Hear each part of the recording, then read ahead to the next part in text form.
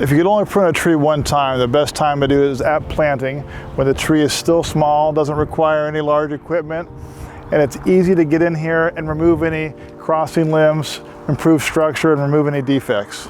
So here we have a newly planted tree. We're going to do some corrective pruning. The pruning should be minimal, but make a huge impact. So we're going to start out by removing any dead, broken, or crossing limbs, or any limbs that contribute to poor structure. So I'm going to take off this lateral here to improve branch spacing, and because the ends are kind of growing downward. I'll remove this dead stub.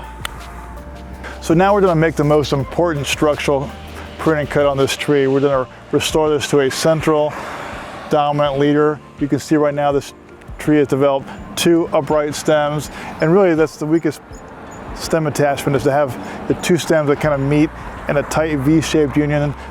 This is very prone to breaking at maturity. To eliminate that defect, we're going to make a reduction cut on the top here down to this healthy lateral. So now we have just 1 dominant leader, and the idea is that this will become more of a lateral branch over time.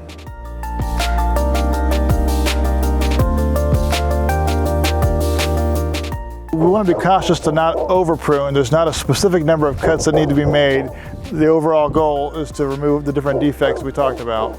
So now we're done. The canopy is free of any crossing, dead, broken, or interfering limbs. The structure has been improved, and I've probably made about a dozen cuts.